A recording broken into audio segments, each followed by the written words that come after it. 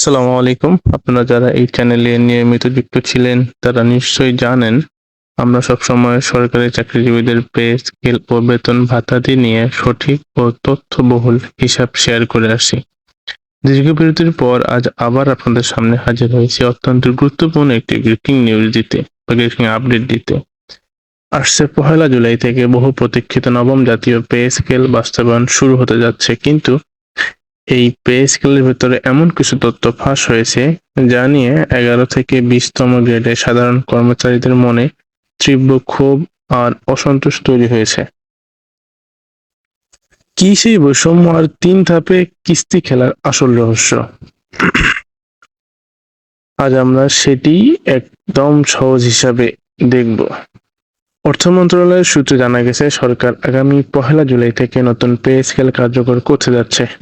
২০টি গ্রেড বহাল রেখেই সর্বনিম্ন মূল বেতন ২০,০০০ টাকা এবং সর্বোচ্চ বেতন ১,৬০,০০০ টাকা করার সুপারিশ জমা পড়েছে।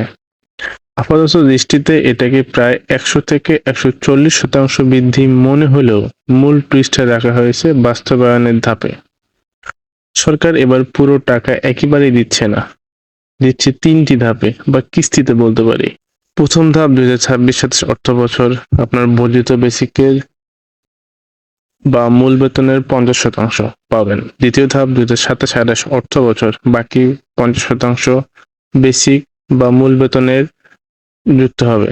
চূড়ান্ত ধাপ সেটা ২৮-২৯ অর্থবছরে আপনার বাড়ি ভাড়া, চিকিৎসা ভাতার মতো অন্যান্য সুযোগ সুবিধা পূর্ণাঙ্গভাবে সমন্বয় করা হবে। এবার আসি বৈষম্যের জায়গায়। সাধারণ কর্মচারীদের অভিযোগ, বাজারের বর্তমান যে মূল্যস্ফীতি তাতে এই কিস্তি করে বেতন বাড়ানো এক ধরনের লস প্রজেক্ট। কারণ একদিকে পে স্কেলের ৫০% দেওয়া হবে, অন্যদিকে চলমান মহার্ঘ ভাতা বা প্রণোদনা কেটে নেওয়া হবে।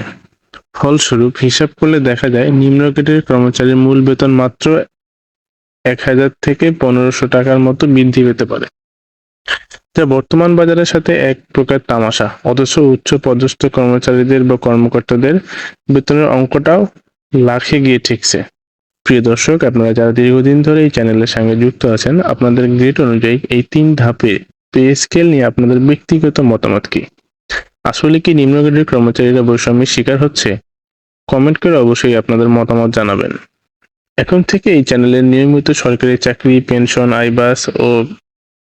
আইবাসের ফিকশন নিয়ে প্র্যাকটিক্যাল হিসাবের ভিডিও আসবে। তো এই পুরাতন বন্ধুরা তো বটেই, যারা নতুন দেখছেন তারা চ্যানেলটি সাবস্ক্রাইব করে বেল আইকনটি বাজিয়ে রাখুন। আজ এই পর্যন্তই, ভালো থাকবেন, ধন্যবাদ।